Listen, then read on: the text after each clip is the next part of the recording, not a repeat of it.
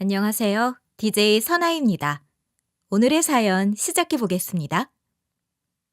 안녕하세요. 이제 막 50대를 넘기고 마음속의 아픈 기억을 통쾌한 기억으로 바꾸고서 두 다리 쭉 뻗으며 당당하게 살고 있는 대한민국의 한 여성입니다. 사람은 살면서 각자 저마다의 상처를 안고 살곤 하잖아요. 이 세상에 상처 한 번 안 받아본 사람은 없듯 저에게도 참 뼈아픈 시간을 보내야 하는 때가 있었죠.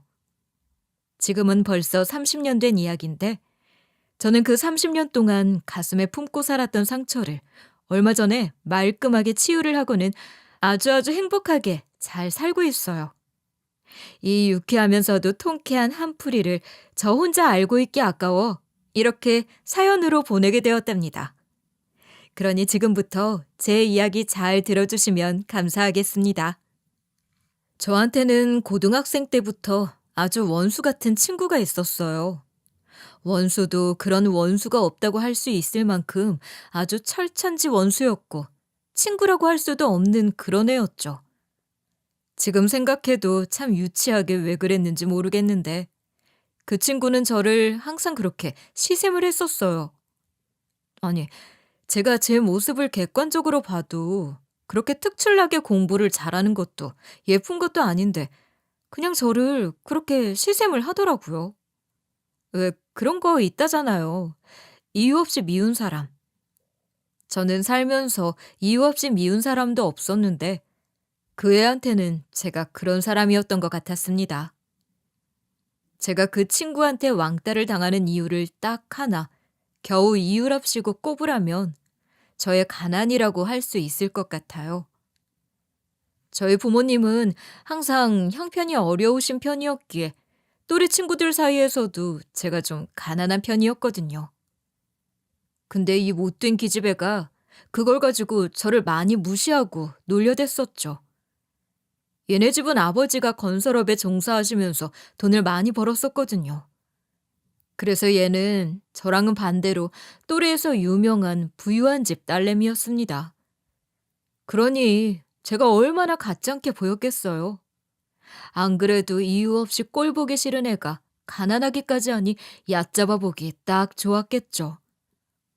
그래서 걔는 자기가 가진 부를 이용해서 친구들 먹을 거 먹여가고 이것저것 사줘가면서 매수한 뒤에 그 꼬봉 같은 애들을 시켜서 저를 왕따를 시키고 괴롭히면서 참 유치한 짓거리는 별걸 다 했습니다. 그래도 정말 다행인 건 고등학교 이후로는 둘 다 대학을 따로 갔기 때문에 다시는 볼 일이 없었다는 거였죠. 이미 행복한 추억들이 즐비해야 할 고등학교 시절에 저는 몇 번이고 스스로 생각해서는 안 될 생각까지 할 만큼의 괴롭고 아픈 시간들을 보내야 했었죠. 참 견디기 힘든 시간이었지만 그래도 대학교 들어가서는 볼 일이 없으니 그냥 다 없던 일로 잊어버리고 그 기집애도 제 인생에서 잊혀진 인간으로 삼고 지내고 있었습니다. 근데 원수는 외나무 다리에서 만난다는 게 정말 맞는 말인 것 같더라고요. 그 기집애를 생각지도 못한 곳에서 마주쳤는데 다시는 보고 싶지 않았던 면상을 다시 마주하는 순간 정말 손발이 다 달달 떨릴 정도로 그 옛날의 악몽이 떠올라 한참 동안이나 마음을 추스려야 했죠. 그 애를 본 것은 우리 부부 명의로 되어 있는 건물에서였습니다. 저희 남편은 그냥 평범한 회사에 다니는 사람이었어요. 저도 남편도 둘 다 대학 나와서 적당히 벌어서 적당히 먹어가며 애들까지 잘 키우며 잘 살고 있었죠. 근데 성실한 사람에게 복이 임한다는 게 참말인지 우리 집안에 큰 경사가 일어나게 되었어요. 시아버지가 옛날에 본인 아버지한테 재산을 물려받고는 땅을 사놓은 게 있었는데 그게 갑자기 개발 지역에 들어가게 되면서 보상을 어마어마하게 받게 되었거든요. 부동산 투자 제대로 하면 돈 좀 번다는 얘기는 들었지만 실제로 겪은 그런 경우는 처음이었기 때문에 저희도 어안이 벙벙하더라고요. 그때 받은 보상금으로 시아버지는 지금껏 부모 노릇 한번 제대로 못 해봤다며 이제라도 할 수 있어 다행이라면서 자식들한테 돈을 좀 나눠주셨었어요. 시아버지께 받은 뒤에 우리 두 부부가 평생을 벌었어도 못 만져봤던 돈을 만져보는데 정말 감격스러워 눈물이 다 나더라고요. 아니, 오히려 남편은 좀 덤덤한 것 같았는데 저는 그간의 저의 고생하면서 살았던 인생을 싹 다 보상받는 듯한 기분이 들어서 주체할 수 없는 눈물이 흘렀었어요. 저랑 남편은 알차게 쓰기 위해서 그거 가지고 노후를 챙기자며 건물을 하나 사두었죠. 우리 부부가 결혼해서 같이 사는 동안에 모아두었던 돈이랑 시아버지께 받은 돈에 대출금 조금 끼니까 건물 하나 살 돈이 딱 마련되더라고요. 경기도 근처에 있는 꽤나 목이 괜찮은 곳에 건물을 하나 살 수 있었습니다. 근데 남편이나 저나 사람 일은 어떻게 될지 모른다는 철칙을 항상 가지고 있었기 때문에 그 건물 하나 샀다고 우쭐대면서 그것만 믿고 평생 놀고 먹고 살 생각은 하지 않았었어요. 그래서 남편은 다니던 직장에서 아직 퇴직 연도가 좀 남아 있었기에 계속해서 일을 하고 있었고, 저도 보험 일을 계속하고 있었습니다. 아직 애들도 다 시집장가 보내기 전이었기 때문에 돈을 더 벌어야 했거든요. 그래서 일부러 둘 다 직장 생활은 계속하면서 그 건물은 관리하는 업체를 따로 두고서 생활을 하고 있었어요. 그러면서 우리 가족은 따로 한 번씩 왔다 갔다 하면서 건물을 살펴보곤 했었는데 어느 날 저 혼자 갔다가 다시는 마주치고 싶지 않았던 제 인생에서 지우개로 지울 수만 있다면 박박 문질러 지워버리고 싶었던 인물을 보게 된 거였죠.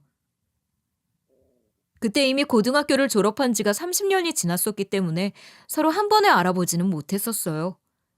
당시에 저는 꼭대기층부터 내려오면서 싹 한번 살펴보려고 1층에서 엘리베이터를 기다리고 있는데 저랑 연배가 비슷해 보이는 한 여자가 이상하게 저를 힐끔힐끔 쳐다보더라고요.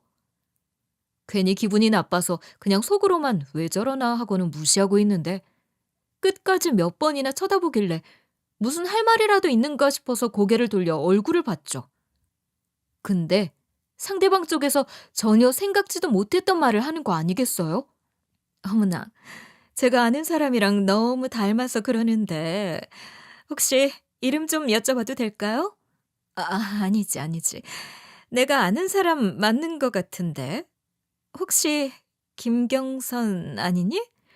나 그 서울고등학교의 최선자인데. 저는 그 질문을 할 때부터 이미 익숙한 얼굴에 속으로 설마하며 경악을 하고 있었어요. 하지만 기어이 그 입에서 제가 아는 이름이 나오는 걸 들으면서 제 얼굴은 완전히 일그러지고 말았습니다. 근데 그렇게까지 일그러지는 걸 봤으면 아는 체 안 하고 싶다는 걸 눈치를 채야 하는데 오히려 이 일그러지는 얼굴을 보면서 더 호들갑을 떨면서 아는 체를 하는 것 아니겠습니까? 어머머, 맞구나. 역시 내 눈썰미 하나는 알아줘야 한다니까. 예, 반가우면 반가운 거지 뭘 그렇게 인상을 팍 쓰고 그래. 어머나 세상에나 세상 참 좁다. 고등학교 이후로는 코빼기도 못 보던 애를 여기서 다 만나고 말이야. 아니, 네가 여기는 무슨 일이야? 아니지. 너 이 동네 살았던 거였어? 어, 그래. 뭐 이 근처 살아. 볼 일 있어 잠깐 나왔네. 잘 지냈지? 그러는 너는 여기는 웬일이야? 너도 이 동네 사는 거야? 아, 나는 여기 안 살고 더 좋은 동네 살지. 여기는 너무 외곽 아니니? 얘도 참 내 수준을 뭘로 보고. 나는 집은 저기 따로 있어. 여기가 실은 우리 남편 직장 있는 곳이야. 소식 들었나 모르겠는데 우리 남편이 의사거든. 아, 그래. 의사구나. 그래, 그럼 볼일 보고 가. 저는 반갑지도 않은 인물과 더는 말을 섞고 싶지 않아서 그냥 그 자리를 피해버리려고 했습니다. 다시금 옛날에 그 악몽이 떠오르는 것 같아 얼굴만 보고 있기도 힘이 들었거든요. 근데 얘는 눈치가 없는 건지 아니면 눈치가 없는 척을 하는 건지 계속해서 가려는 저를 붙잡았어요. 어딜 가려고 그래? 예. 오랜만에 만났는데 얘기 좀 하자. 네가 동창 모임에도 안 나오고 고등학교 때 친구들이랑 연락도 잘 안 해서 애들한테 소식 못 들었나 보네. 내 남편이 의사야, 의사. 그전까지는 페이 닥터로 일하다가 얼마 전에 이 건물에다가 개원했잖아. 의사 돈 잘 벌더라. 아주 금세 돈 모아서는 병원까지 개원할 정도면 엄청 대단한 거거든? 여기 3층에 병원 있거든. 거기 원장이야, 원장. 마침 너 이 동네 산다고 그랬지? 아, 잘 됐다, 얘. 너 몸 아프거나 그러면 여기 병원 와서 진료도 좀 받고 해라. 내 동창이라는 얘기 꼭 하고. 혹시 아니? 우리 남편이 너는 좀 싸게 해줄지? 내 동창이라고 어필하면서 할인도 받고 또 혜택 받은 걸로 친한 동네 사람들이 있으면 소문도 좀 내주고 그래. 그래. 근데 내가 병원도 잘 안 다니거니와 아프더라도 다니는 병원이 따로 있어서. 너는 남편 만나러 왔나 보구나. 그럼 잘 만나고 가. 나는 또 볼 일이 있어서 가봐야겠다. 일 봐. 저는 고가운 이 기집애의 말에 참 가소롭다는 생각이 들더라고요. 이 건물이 누구 건지도 모르고 병원으로 새 들어왔다는 얘기를 하는 걸 들으면서 참 여전히 꼴 보기가 싫구나 싶었죠. 근데 거기에서 여기가 네 남편이 새 들어있는 이 건물이 실은 내 건물이다라고 우쭐대고 싶지는 않더라고요. 유치하게 이런 애 앞에서 자랑질하는 것도 내 꼴이 웃길 것 같아서 그냥 그날은 무시하고 나와버렸습니다. 근데 그 뒤로 제 연락처는 어떻게 알았는지 맨날 전화해서는 자기 남편 자랑질을 하더라고요. 아마도 제가 왕따 당하던 시절에 그나마 옆에서 저를 챙겨줬던 고마운 친구들 몇하고만 연락을 하며 지내고 있었는데 건너서 그 친구들 통해서 연락처를 알게 된 것 같았어요. 아니, 번호야 알 수 있다고 치지만 왜 그때부터 시도 때도 없이 연락해서는 자기 남편 자랑을 늘어놓는지 진짜 이해가 안 되더라고요. 심지어는 몇 번 통화한 다음에는 개벌은 남 못 준다고 툭 하면 저를 동창생들 모임에 불러댔는데 그 의도가 빤히 보여 불러도 만나러 가지 않았었어요. 사실 원래 제 성격 같으면 그냥 처음 전화 온 날부터 싹 다 무시하고는 연락처를 차단하고 다 끊어버렸을 텐데 하필이면 얘네 남편이 우리 건물을 쓰는 사람인지라 혹시 몰라 차단까지는 하면 안 되겠더라고요. 그래서 그냥 대충 연락만 좀 받아주고 있었습니다. 근데 이 인간이 끝간대를 모르고 또 사람을 골탕을 먹이는 거 아니겠어요? 한 번은 저더러 또 전화를 해서는 꼭 좀 얼굴 좀 보여달라고 하더라고요. 하도 통사정을 하길래 그날은 하는 수 없이 나갔습니다. 그리고 겉으로는 어쩔 수 없이 나간다며 나갔지만 실제 제 진짜 속으로는 옛날과는 달리 제 생활도 좀 나아졌기 때문에 당당해도 되겠다 싶어서 온몸에 힘을 팍 주고 당당히 어깨 펴고 나갔습니다. 근데 이 나쁜 기집애가 여전히 저를 못 괴롭혀 안달이 났는지 고등학교 때 같이 저를 괴롭혔던 동창들을 죄다 불러 모아 놓은 거 아니겠어요? 그것부터가 어이가 없고 화가 났었는데 이 기집애의 행동이 더 저를 화나게 만들었습니다. 얘, 네 남편 일반 직장 다닌다고 했나? 너는 뭐 보험 한다고 하던데. 그렇게 쇠가 빠지게 일을 해도 사람 팔자는 고치기 힘든 모양이야. 둘 다 맞벌이 하면서 사는 거 보아하니 여전히 살기 힘든 것 같은데. 참 세상살이 돈 벌어먹고 살기 힘들어. 그치? 아구머니나. 그러고 보니 그날 우리 그 건물에서 만났던 것도 볼일 있어 갔다는 게 혹시 보험 팔러 간 거였니? 세상에나. 그럼 말 좀 하지 그랬어. 자, 여기 애들 보험 필요한 애들 좀 있을 거야. 온 김에 영업 좀 해라. 나는 이미 다 들어져 있으니까 넘어가고 니들 중에 얘 보험 좀 들어줘봐. 동창 좋다는 게 뭐야. 이럴 때 좀 서로 돕고 하는 거지. 뭐? 아니, 나 니들 도움 필요 없어. 니들 보험 들 필요 없으니 그런 생각하거들랑 그냥 넣어둬라. 니들 도움 없이도 나 충분히 잘 먹고 잘 살고 잘 나가니까 걱정하지 마. 저는 여전히 저를 무시하며 은근슬쩍 내리까는 그 기집애를 보면서 정말 한 대 콱 쥐어받고 싶은 걸 꾹꾹 참아내야 했습니다. 내가 무슨 부귀영화를 누리겠다고 여기에 왔는지 후회가 됐죠. 근데 또 찰나에 그 나쁘고 영악한 기집애는 또 한 방을 크게 날리더군요. 야, 우리 사이에 자존심 세우긴? 아니다, 됐어. 너도 아직까지 팔자 못 고치고 그러고 사는 게 창피하겠지. 괜찮아 얘. 자존심 세워야 네 마음이 편하면 그렇게 있는 척해. 아휴, 어쩜 그렇게 가난은 피하는 게 쉽지가 않은 거니? 얘, 이거 내가 입던 건데 아직 입을만 해. 나야 옷이 넘쳐나서 잘 안 입고 다니기는 하는데 그래도 너한테는 잘 어울릴 거야. 가져가다 입어라. 오늘 너 이거 주려고 부른 거야. 이 자리에 나온 걸 후회하며 그냥 자리를 박차고 집으로 나가려던 찰나에 이 동창이라는 기집애는 저에게 한 방을 날렸고 그건 바로 고등학생 시절 저를 같이 괴롭혔던 동창생들이 있는 앞에서 저한테 자기가 입다가 버릴 만한 옷을 던져주면서 악랄한 언사를 퍼붓는 일이었습니다. 바로 들려오는 친구들의 비웃음 사이에 저는 너무 화가 나 무시하고는 가버리려고 했는데 어느새 그 옷을 어떤 애가 확 가지고 가서는 펼쳐보는데 정말로 기가 차더라고요. 그 펼쳐진 옷 꼬라지를 보니 기부도 못할 정도의 옷 상태가 훤히 보이는데 이때는 더는 참을 수가 없었습니다. 아니, 이제는 더 참아야 할 필요가 없겠더라고요.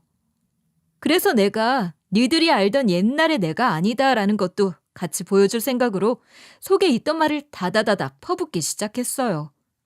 야, 너 아직도 이 버릇 못 고쳤니? 네 나이 벌써 50이야, 50. 그럼 이제 철 좀 들어야지. 자식 새끼도 있을 마당에. 도대체 언제까지 이딴 유치한 짓거리 하면서 살래? 미안한데 네가 입었던 옷은 똥꾸렁내 날 것 같아서 입기 싫다 얘. 내가 어릴 때부터 네 하는 짓이 하도 유치해서 똑같은 인간 될까봐 말을 안 했었는데 너 멀리서 얘기만 해도 네 입냄새 때문에 아주 고역이었어. 그거 알아? 근데 그 냄새가 옷에까지 다 뱄을까봐 겁나서 만지지도 못하겠어. 혹시 알아? 양치질도 제대로 안 하는 애가 매번 씻지도 않아서 이 옷에까지 쾌쾌한 냄새 다 뱄을지. 그래서 더러워서 안 입을란다. 차라리 구제시장 가서 500원짜리 티쪼가리 사 입는 게 더 나을 것 같아. 그러니 그 옷은 여기 나머지 네 똘마니들한테 주던지 아님 너나 더 챙겨다가 입던지 해라. 난 입을 일 없으니. 뭐야? 너 말 다 했어? 이게 진짜 보자 하니까. 뭐? 보자 하니까 뭐? 너랑 나랑 뭐 더 볼 게 있는데. 이게 아주 나이 처먹고서 창피한 줄 모르고 어디서 옛날 버릇 끄집어대다가 사람을 괴롭혀? 너 아주 혼나볼래? 나 옛날에 나 아니다. 너 네 남편 의사랬지? 가서 네 남편한테 네 정신머리는 못 고치는지 한번 진료 좀 받아봐.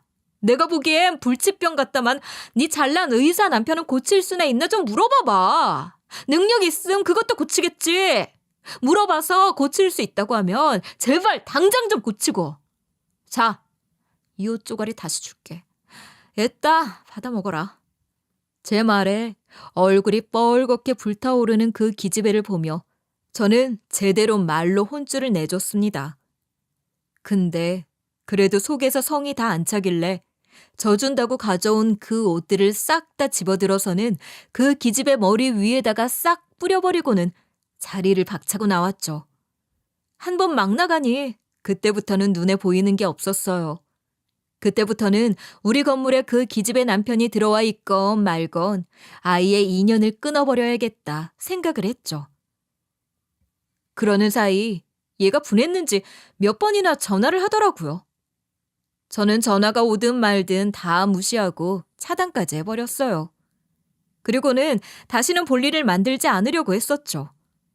정말로 이제는 30년 묵은 이 악연을 정말 다 끊어버리고 싶었어요. 근데 모든 환경이 저를 그렇게 호락호락하게 가만히 냅두질 않더군요. 그 뒤로 저는 어떻게든 이 동창과의 인연을 만들지 않기 위해 부단히 노력했습니다. 전화번호까지 다 차단한 마당에 더는 볼 일 만들지 말자 하고는 아예 무시하며 살려고 했었죠. 근데 솔직히 당한 게 있다 보니 아예 무시를 하려고 해도 잘 안 되더라고요.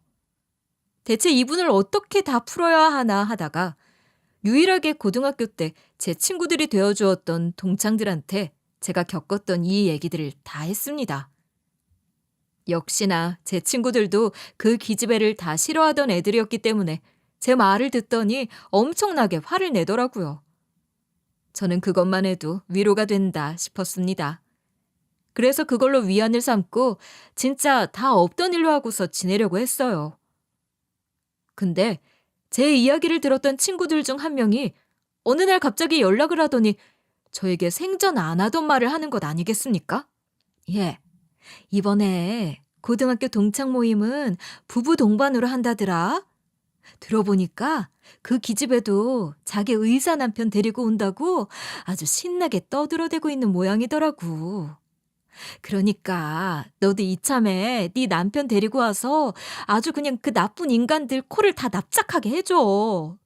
유치뽕짝이면 좀 어때? 원래 유치한 것들은 유치하게 혼쭐 내줘야 하는 거야. 동창 모임 때 네 남편 데리고 와서 그 건물 너네 건물인 거 아예 싹 다 밝혀버려. 마침 또 동창 모임을 니네 건물 그 2층 식당에서 한다잖아.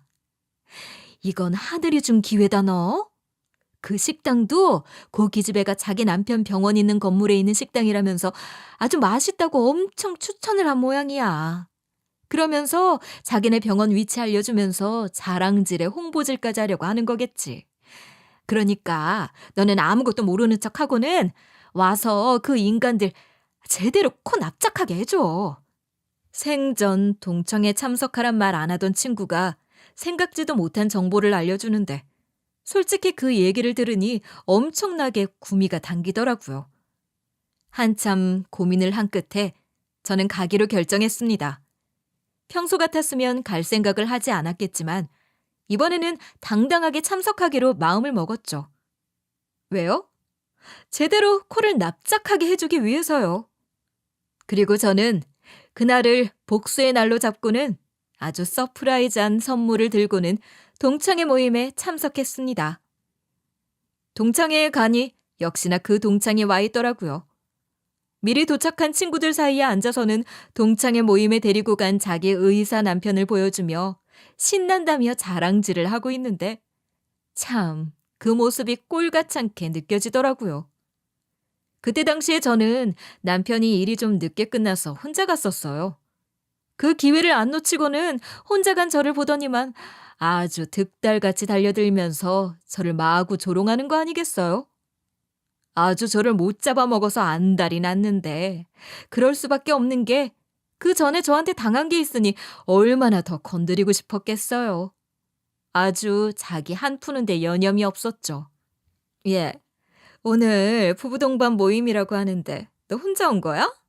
아니, 너 남편 아직 퇴근도 못한 거 아니니? 오늘 주말인데 주말 없이 일하느라 참 고생인가 보다. 근데 너 남편 두고서 지금 여기 와도 되는 거야? 같이 돈 벌러 가야 되는 거 아니니? 들어보니까 니년 남편은 월급 300도 못 받는 곳에서 일하는 것 같던데. 그런데도 참 팔자 좋다 너. 지금도 돈 버느라 남편도 늦게 오는 것 같은데 양심 좀 챙겨라 얘. 남편이 불쌍하다 불쌍해. 그래? 네 눈엔 내가 불쌍해 보이나 보다? 근데 어쩌니 나는 네가 더 불쌍해 보이는데. 그냥 즐길 수 있을 때 마음껏 즐겨. 얼마든지 씹고 뜯고 맛보고 즐겨봐 어디. 그 얄궂은 소리 얼마 못 가 쏙 들어갈 거니까. 뭔 소리라는 거니? 참나, 아유 재수없다.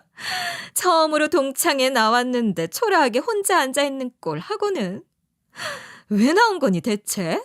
그냥 조용히 하고 가서 네 친구들하고 술이나 마셔. 얼굴 보고 있자니 술맛 다 떨어진다. 제가 아무런 동조도 안 하니 슬슬 약이 오르는지 결국에는 그 기집애도 저를 무시하기에 돌입을 하더라고요. 근데 그 꼴도 저는 가소롭게 느껴질 뿐이었습니다.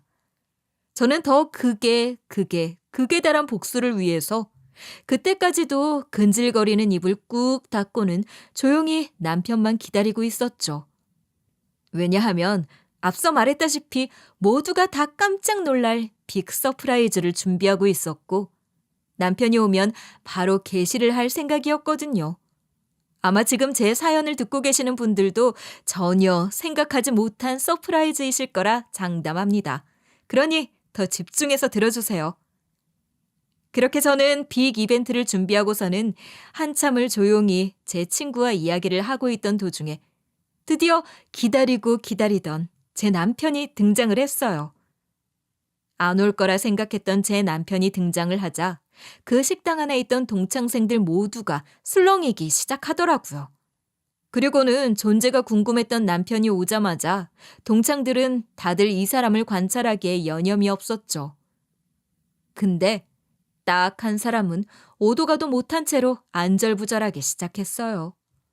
누군지는 이따가 알려드릴게요. 남편은 오자마자 제대로 저의 길을 살려줬습니다. 생각지도 못한 남편의 행동에 그 자리에 있던 모두가 다 깜짝 놀랐었죠.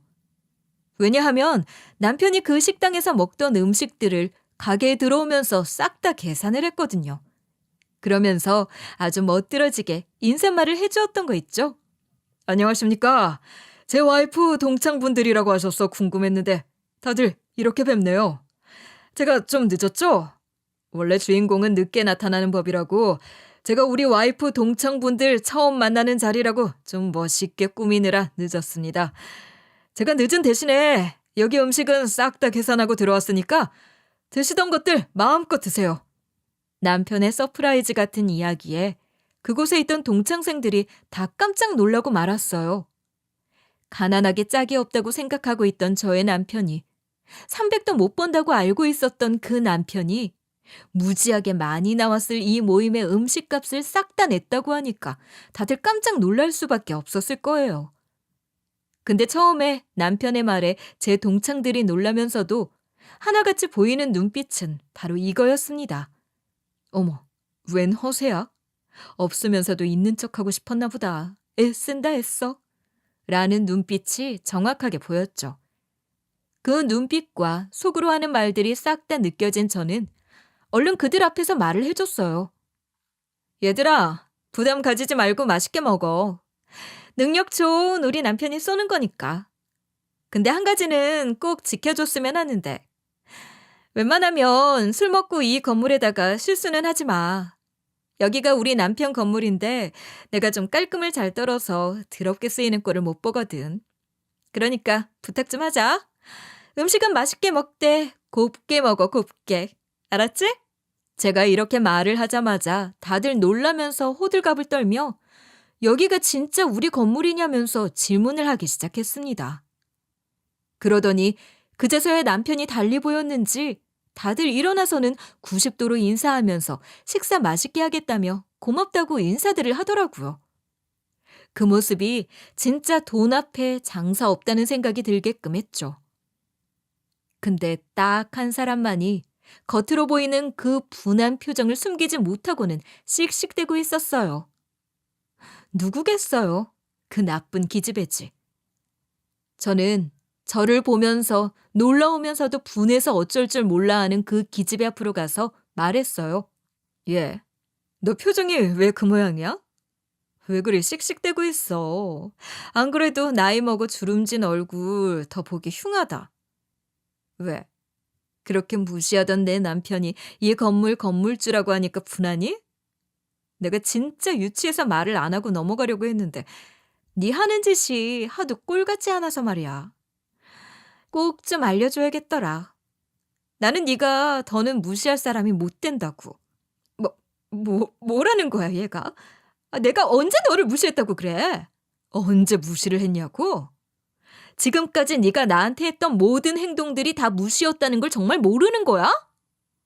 야, 그거 모른다고 하면 너 진짜로 인성이 쓰레기인 거다? 대단한 거지 한마디로. 보험이나 팔고 다니는 주제 지금 뭐가 잘났다고 유세야? 이깟 건물 하나 가지고 있는 걸로 유세는? 그래, 마음껏 조롱해라. 그래야 네 자존심이 좀 낫겠니? 근데 아무리 해도 너 분할 텐데. 그날 너 처음 건물에서 본 것도 내가 보험 팔러 온 게 아니라 우리 건물 잘 돌아가고 있나 살펴보러 온 거였거든. 근데 거기서 우리 건물에 새들어 병원한다는 걸 자랑처럼 떠들더니만. 근데 어쩌냐? 너는 자랑도 이제 못할 것 같은데? 내가 여기에서 너한테 줄 서프라이즈 이벤트가 더 있거든. 지금부터가 진짜니까 기대해도 좋아. 제가 이렇게까지 말을 하니 이 기집애는 얘가 무슨 말을 하는 건가 싶어 더 눈을 부릅뜨더라고요. 근데 정말로 저의 서프라이즈는 거기에서 끝이 아니었어요. 제 목표를 달성해줄 빅 이벤트가 남아있었거든요. 제 목표는 단 하나였습니다. 제 평생의 원수를 이 자리에서 한 방에 다 갚아주는 거였죠. 그 나쁜 기집애에게 잠깐의 선전포고를 해준 뒤에 저와 남편은 이 자리에서 나타난 진짜 이유를 실행하기 시작했습니다. 그리고 한쪽에서 안절부절 못하고 있는 한 사람을 향해서 나갔어요. 아니, 제 선전포고 이후에 이제는 이까지 달달거리며 떨고 있는 한 사람에게 다가가 멈춰섰죠. 그리고 그 사람은 다름 아닌 동창생의 남편이었습니다. 저는 그 인간에게 한 걸음에 다가가서는 아주 반갑게 인사를 해주었어요. 어머, 안녕하세요, 원장님. 여기서 뵙네요. 예, 그러게요. 여기서 뵐 줄은 몰랐는데, 이렇게 뵙네요. 그러게요. 참 인연 더럽다고. 이런 뭐 같은 경우도 있네요. 그쵸? 다시는 안 보고 싶은 인물 2명을 쌍으로 보고 있다니. 참, 인생 내 맘대로 안 되네요. 이봐요.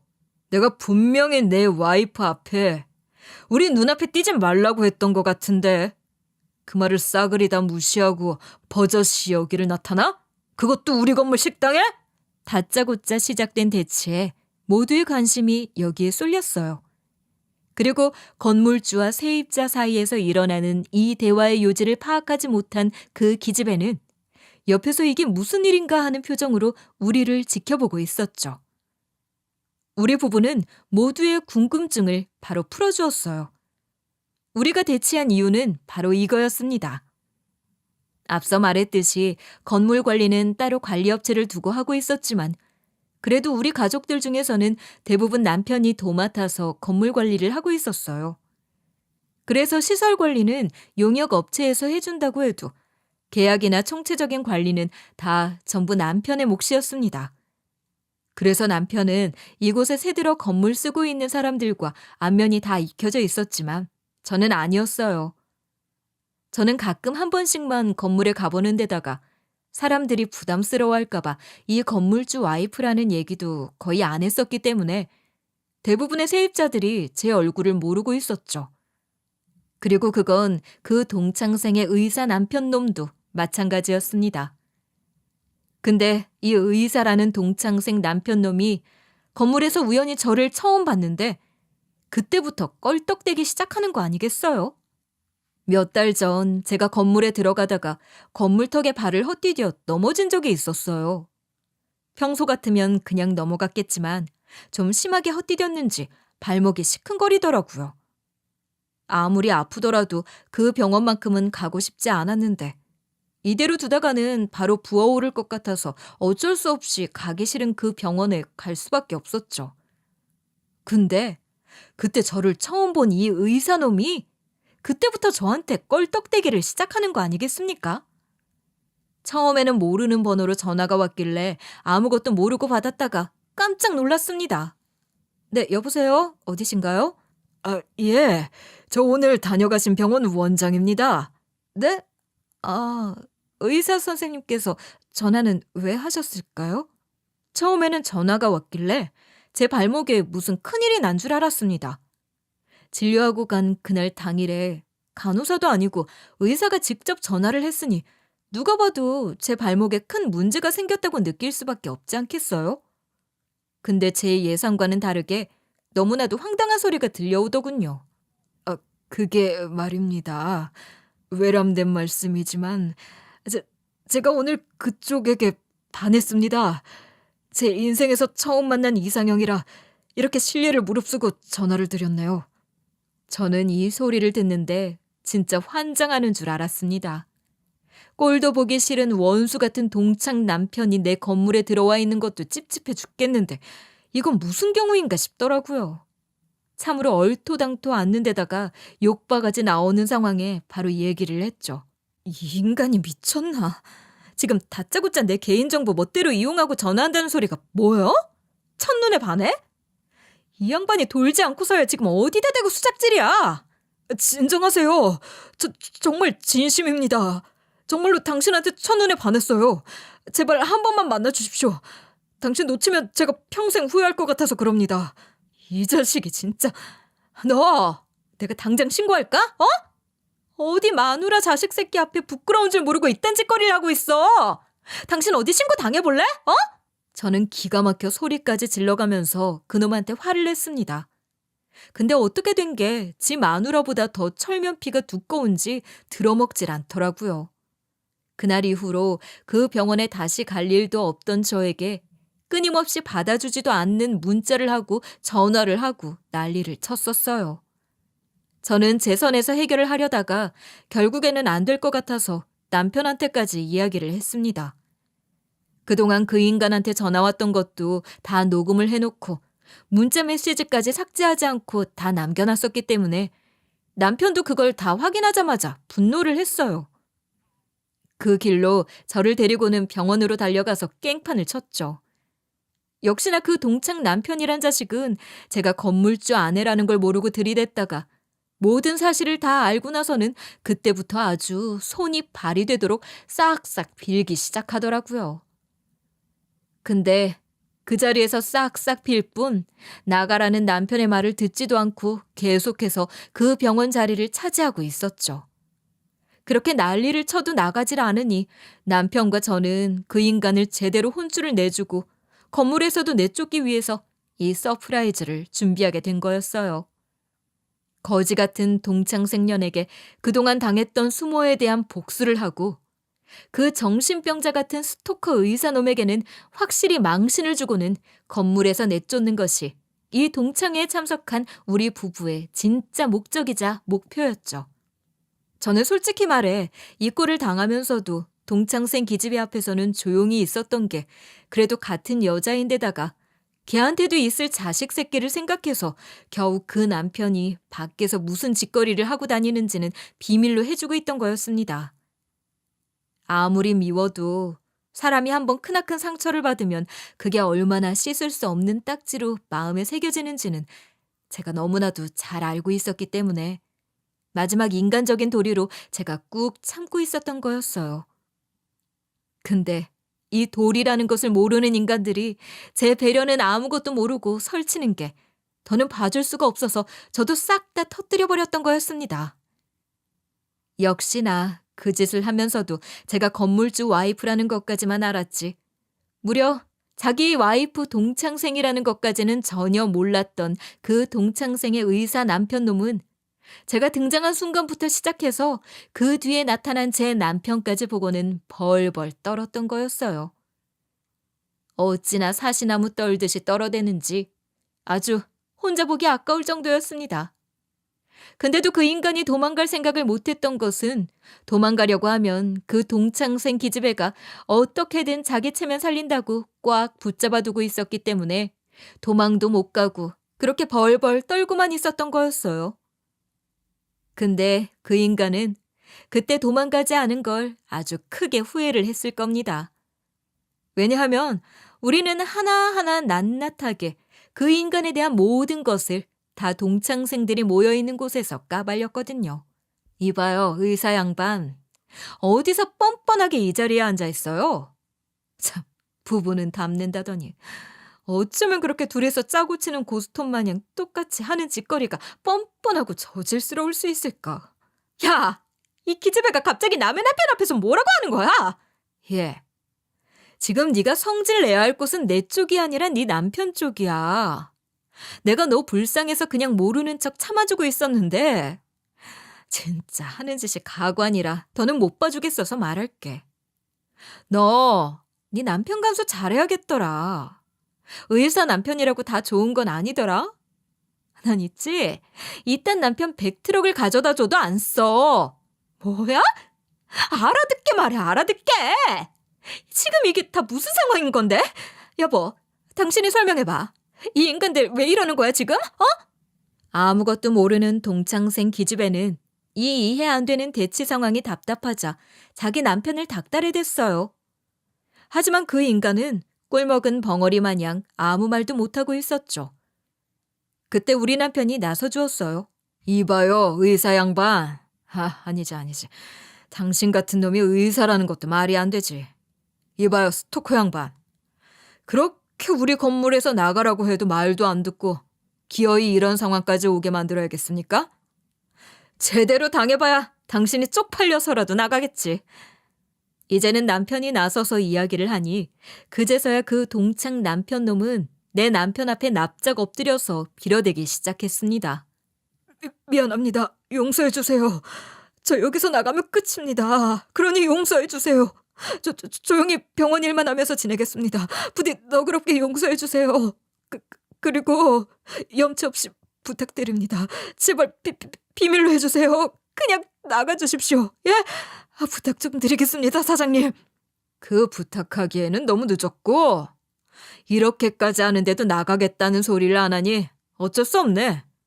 동창생 기집애는 자기 남편이 상황을 설명해도 모자랄 판에 아무 말도 못하고 벌벌 떨며 제 남편에게 빌어대니 동창생은 깜짝 놀라기 시작했어요. 그리고 그때 우리는 반격을 시작했습니다. 그 식당은 한 번씩 사장님이 스크린을 크게 틀어놓고 축구나 영화를 틀어놓곤 하는 곳이었어요. 우리 부부는 그 스크린에다가 영화나 축구보다도 훨씬 더 흥미진진한 것들을 보여주었습니다. 그건 바로 그동안 이 동창생 의사 남편놈이 스토커처럼 저에게 전화하고 문자를 한 모든 만행이 캡처된 사진들과 음성 파일이었죠. 사랑합니다. 한 번만 만나주세요. 당신이 내 마지막 사랑입니다. 내 아내와 헤어지겠습니다. 남편과 헤어지고 제발 절 만나주세요. 당신을 위해서라면 자식이고 아내고 다 버릴 수 있어요. 정말입니다. 보고 싶어요. 얼굴 한 번만 보여주세요. 당장 가겠습니다. 이런 말도 안 되는 내용들의 문자와 통화 내용들을 보고 들은 동창생은 얼굴이 하얗게 질리기 시작했어요. 그 의사 남편 놈도 마찬가지였죠. 이게 다 뭐야? 인간아! 이거 다 조작이지? 다 거짓말이지? 이것들이 어디서 나를 골탕 먹이려고 이딴 걸 준비해와서는 사람을 속여? 말도 안 돼. 못 믿어. 난 못 믿는다고. 결국 동창생은 이 사실들을 믿을 수 없다며 실성한 사람처럼 소리치기 시작했고 급기야는 거의 쓰러지다시피 해서 결국에는 다른 친구들에 의해서 밖으로 실려나갈 수밖에 없었습니다. 쪽팔림과 동시에 더는 그 자리에 있을 수 없었던 그 남편 놈도 자기 와이프를 따라 나가면서 그 자리에 있던 모든 상황이 정리되었어요. 그 뒤로 동창 모임은 남아있던 친구들에 의해서 그 원수 같은 기집애랑 스토커 남편 이야기로 아주 불타올랐었죠. 친구들은 하나같이 다 제가 건물주 와이프인 것부터 시작해서 그 스토커를 어떻게 참고 살았냐, 그 기집애가 고등학생 때부터 저를 그렇게 괴롭히더니 벌을 제대로 받았다 등등 온갖 이야기를 하면서 신나게 떠들어댔죠. 근데 저는 그 말에는 별로 동조하지 않았습니다. 냄비 근성 심한 애들이 그저 가십거리 떠들듯이 한 이야기였기에 거기에는 별 생각이 없었거든요. 오로지 저는 제 목적을 모두 다 달성했다는 그 행복에 정말 세상을 다 얻은 것 같았죠. 그 일이 있은 이후에 저희는 드디어 그 의사놈과 병원을 내쫓을 수 있었어요. 근데 그 속을 더 파헤쳐 보니 알아서 도망갈 수밖에 없었더라고요. 알고 봤더니 그 의사놈은 저한테만 그런 게 아니라 거기 방문하는 여자 환자들에게 지속적으로 그런 만행을 저지르고 있었던 거 있죠. 이렇게 동창회에서도 망신을 줬는데 안 나가면 그때는 병원으로 찾아가서 깽판을 치려고 했었는데 이미 저 말고도 똑같은 짓을 당한 여자 환자가 자기 남편이랑 경찰을 데리고 와서는 깽판을 친 덕에 얼굴도 못 들고서 그대로 주랭랑 치듯 도망갈 수밖에 없었습니다. 참, 무슨 이런 경우가 있나 싶더군요. 사람이 살다 보니 별 꼴도 다 보고 별 경우를 다 겪는다 싶었죠. 근데 나중에 들려오는 소리는 더 웃겼어요. 자기 남편의 만행을 다 알게 된 동창은 그래도 이혼을 못하겠다고 했었나 보더라고요. 실상을 알고 보니 그 기집애 친정이 오래전에 부도가 나서 완전 가세가 기울었었는데 꼴에 자존심 세우겠다며 의사 남편 만난 걸로 우쭐대며 살았던 거였습니다. 그 의사 와이프 타이틀 아니면 자기는 완전히 볼품없는 아줌마일 뿐이었기에 그거라도 지켜야 한다면서 이혼을 안 하겠다고 버텼다고 들었어요. 근데 결국에는 이혼을 할 수밖에 없었다고 하더군요. 그 의사놈도 진짜 인간 말종인 게 완전히 자신의 그 만행이 다 걸려버리게 되니까 나중에는 아예 배째라는 식으로 나왔는지 그 의사놈이 나서서 이혼을 하자고 했었나 보더라고요. 그리고는 그 말도 안 되는 수작질에 얻어 걸린 돈 많은 내연녀가 있었는데 병원이고 뭐고 다 그만두고는 그 여자한테 도망갔다고 들었습니다. 그런데도 그 동창 기집애는 결혼해서 돈 한 푼 안 벌고 주부로 지내면서 남편 놈 돈으로 먹고 자고 싸고 살았으니 위자료도 제대로 못 받고 헤어진 것 같더라고요. 뭐 남편한테 유책 사유가 있기 때문에 얼마의 위자료는 좀 받은 것 같기는 한데 어쨌든 그것 가지고는 생활이 어려워 지금은 여기저기 빌빌거리면서 지낸다는 얘기만 전해 들었네요. 동창생들 사이에서 너무 화제된 사건이라 제 귀에 안 들어올 수가 없더라고요. 제 친구 통해서 전달되는 소식은 여기까지예요. 이 얘기까지 듣고는 더는 이 악연이 지속될 일은 없겠지 하고 지내고 있었는데 정말 마지막으로 얼굴 본 적이 있었네요. 그 뒤로 그 기집애가 저를 찾아와서는 난동을 피운 적이 있었거든요. 내 인생 돌려내. 너 때문이야. 이게 다 너 때문이라고. 너만 조용히 있었어도 내가 이렇게까지 망하지는 않았을 거야. 그러니까 이건 다 너 때문이야. 그러니까 네가 내 인생 책임져. 책임지라고. 이게 끝까지 정신을 못 차리고. 야, 이게 왜 나 때문이야. 네 못된 인성이 문제인 거지. 그리고 네 남편이 문제고. 어디서 감히 피해자한테 와서는 가해자가 피해자 노릇을 해? 야, 요즘 말로는 네가 하는 짓거리가 피해자 코스프레라고 하더라. 생쇼를 해도 정도껏 해야지. 착각하지 마 너. 여기에서 피해자는 나야. 네 남편한테 당한 거, 너한테 당한 거 피해 보상 고소 안 한 것만 해도 다행으로 여기고 살라고. 그리고 이렇게 호되게 혼났으면 제발 앞으로는 교훈 삼고서 그 쓰레기 같은 인성 고치고 살아라. 네 인성 못 고치면 인생 평생 피기는 글렀으니까. 썩 꺼져. 다시는 찾아오지 마. 한 번만 더 찾아왔다간 네 남편 꼴 만들어줄 줄 알아? 호기롭게 찾아와 저에게 따져대는 그 면상 앞에서 아주 더 반박도 못하게 말을 해주니 그 말이 좀 통했는지 그 뒤로는 다시는 찾아오지 않더라고요. 정말 제 인생 최고로 속이 다 후련한 순간이었습니다. 그렇게 그 병원과 동창생 기집애는 우리 건물과 제 인생에서 싹 다 정리가 되었어요. 그리고 그 이후에 비어있던 병원 자리에는 다른 병원이 들어와서 지금까지 너무 잘 되고 있어요. 덕분에 건물 시세도 점점 높아지고 있어서 저나 남편은 아주 여유롭게, 평화롭게 잘 살고 있는 중이랍니다.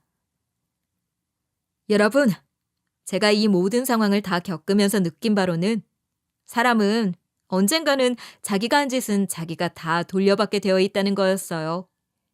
그러니 인생을 진짜 잘 살라는 옛 어른들 말이 틀린 거 하나 없다는 걸 실감하게 되었죠. 그러니 저도 그렇고 제 사연을 들어주시는 여러분들도 그렇고 우리 인생 정말 잘 살아보자고요. 제 사연 들어주셔서 감사합니다.